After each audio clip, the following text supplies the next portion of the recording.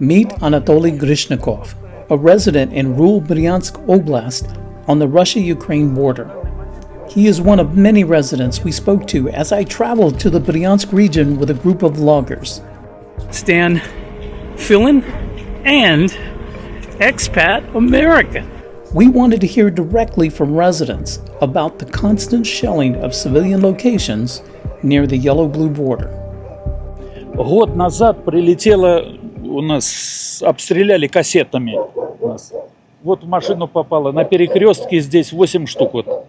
Там 15 взрывов было. 16 полностью прилетело с Украины, 16 этих выстрелов ракет. В каждой ракете, этой, она трехметровая, 30 этих кассет, вот таких вот, какая. Вот, давайте посмотрим, покажите, пожалуйста, мне. Soon after our arrival, our guides wasted no time and took us to an industrial part of the city where they showcased an interesting piece of Western hardware that just happened to fall from the sky. So what we have here has been confirmed as an ATACMS missile. This is the motor part of the missile. Western-made missile fell here in the Russian Federation area near Bryansk. And, you know, as an American, I'm conflicted because although I am a patriotic American and love my country, I do not love what my country does to other countries. But I want you to see this.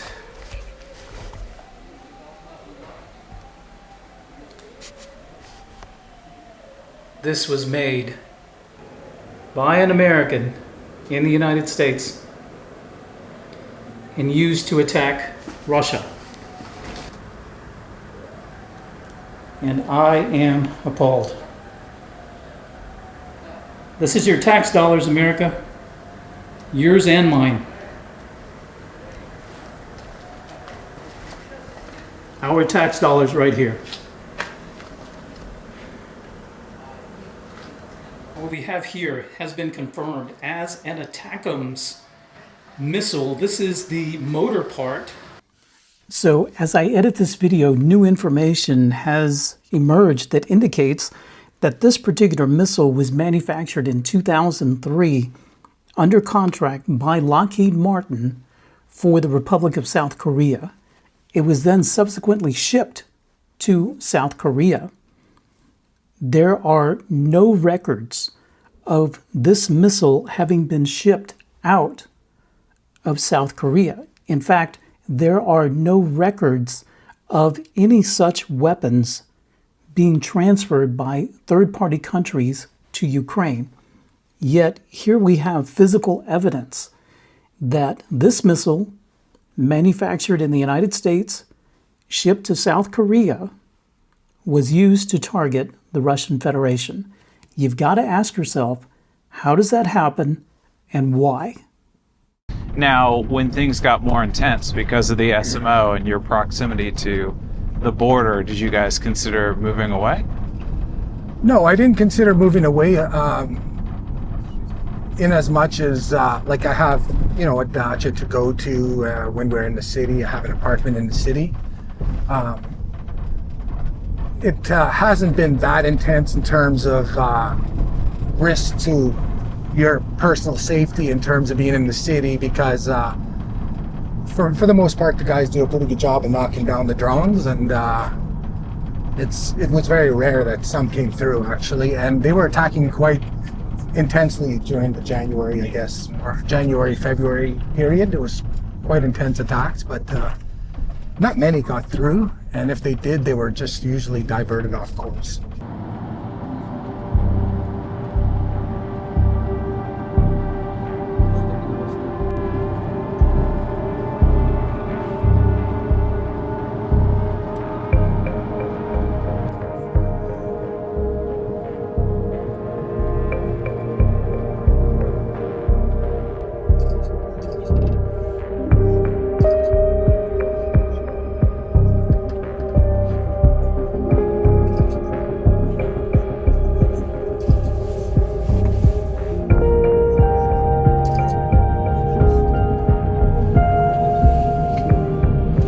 find myself in an area where we are just miles from an area where there is a lot of kinetic activity due to our proximity to 404, and I find myself at a Stalovia,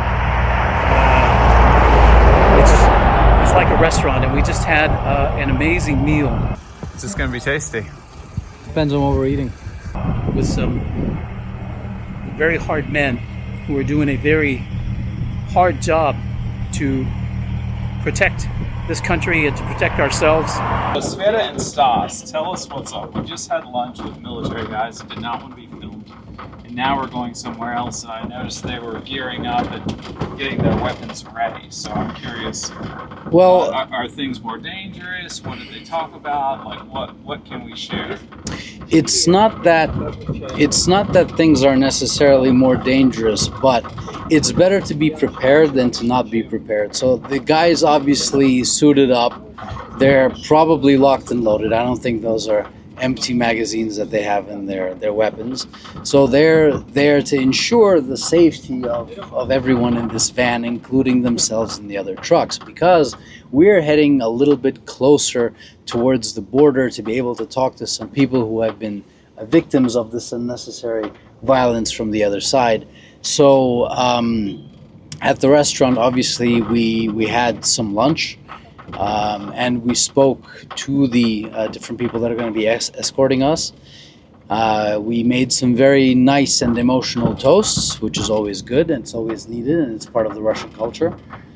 And right now we're heading somewhere where our viewers will see what we're going to film. And that's all I'm going to say at this particular moment. Sveta can take over. This is my female perspective. I just couldn't stop from crying. I was trying not to cry because seriously, I know I have 3 sons, and I want them to live in a peaceful time.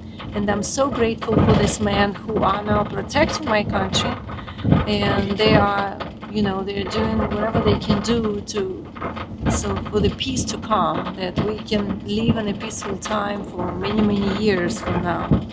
So, and it was hard for me just not to cry, and just, I didn't have enough words to say thank you to them and be grateful.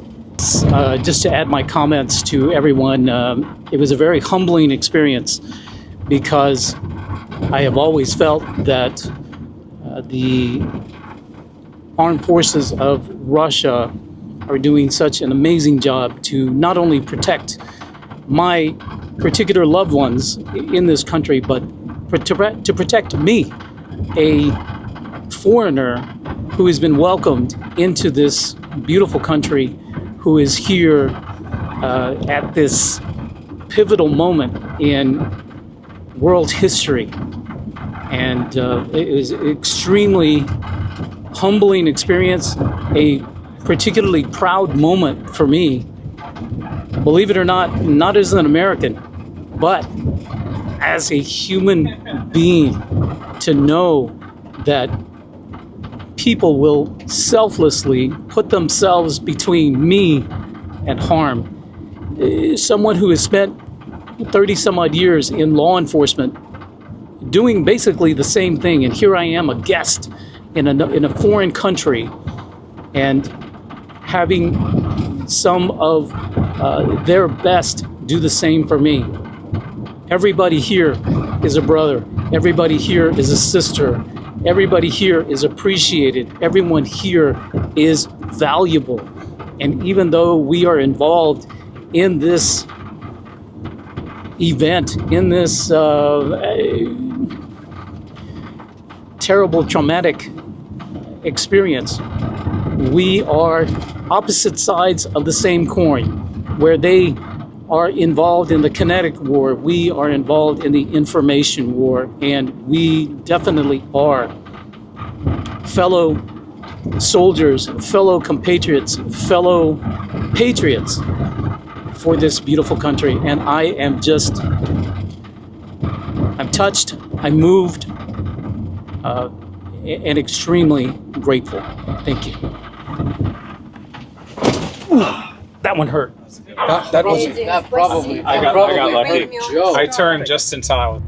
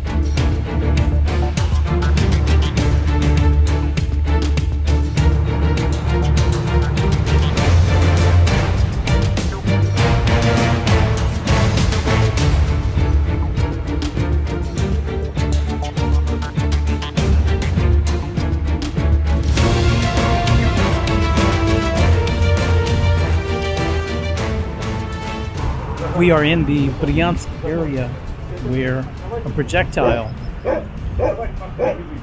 shot from outside the Russian Federation landed on this vehicle in front of this rural house. So let's go see some more.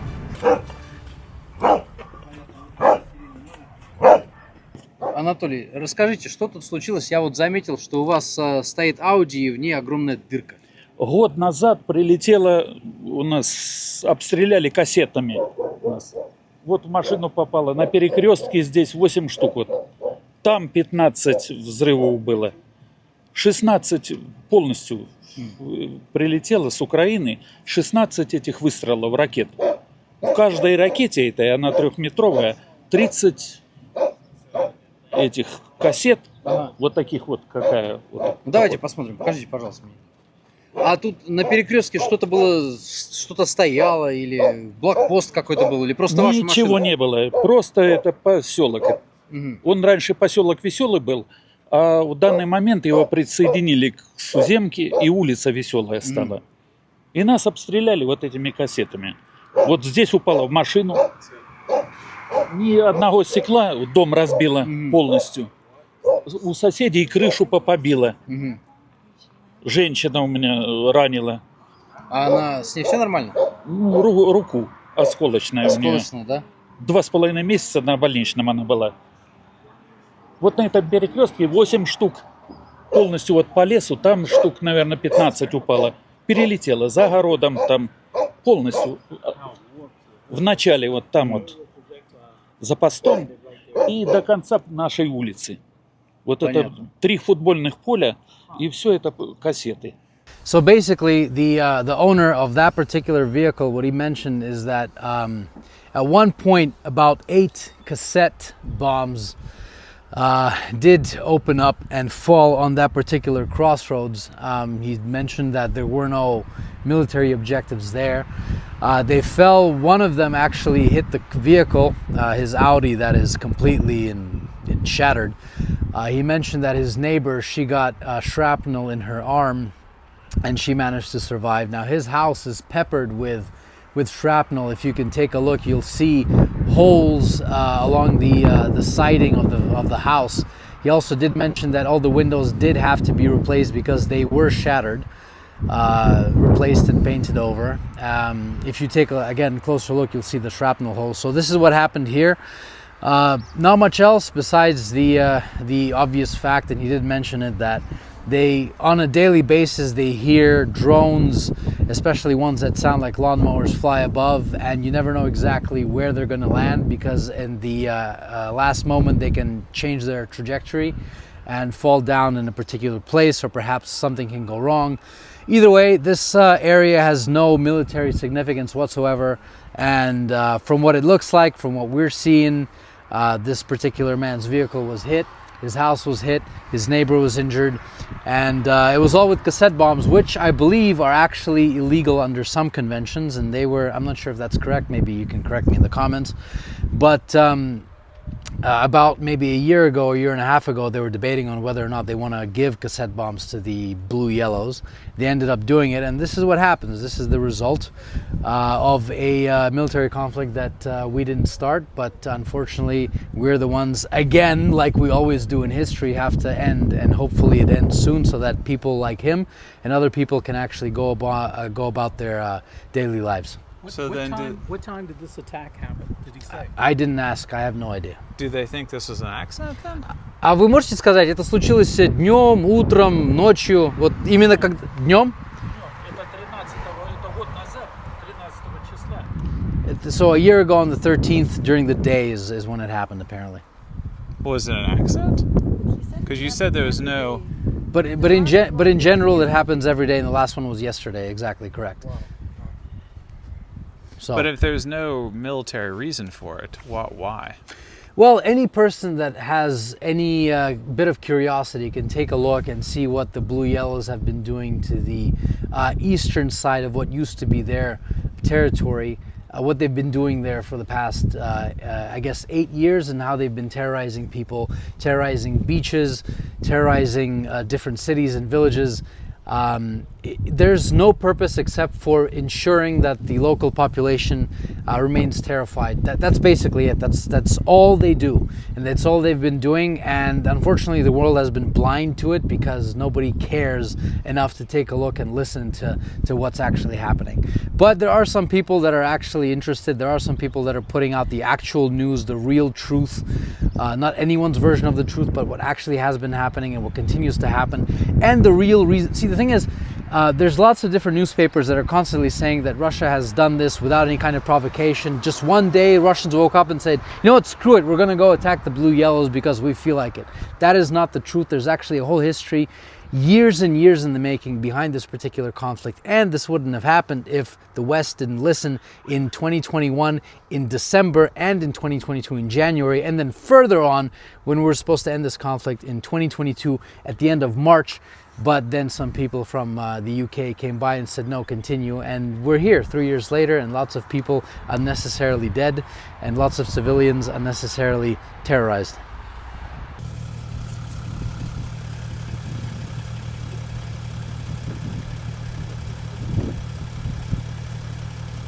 So we are here in the Bryansk area, and this is an oddity that I have never seen, probably you've never seen in the United States either, and that is a fortified gas station. That's right, folks, a fortified gas station in the Bryansk area. So they just informed us we are 10 to 15 kilometers from the Ukrainian border right now. That's close. Yeah. I wonder which way it is. Look at the sun and look the other way. Yeah. Look toward the sun. Towards west, that's right, it's in the west, yeah. So it's behind us. Yeah. That'll be what it is, yes. It's a town where we're meeting with Sevsk. Ну, я не знаю, кто виноват, кто прав, нас прикрывают. Мы не можем выехать свободно, мы не можем дышать свободно. Нам тяжело, понимаете? Нам связи нет. Я вот... Ну, вот это где, вот это Севск, где мы сейчас, это я живу где-то, ну, километров 30. Это в сторону.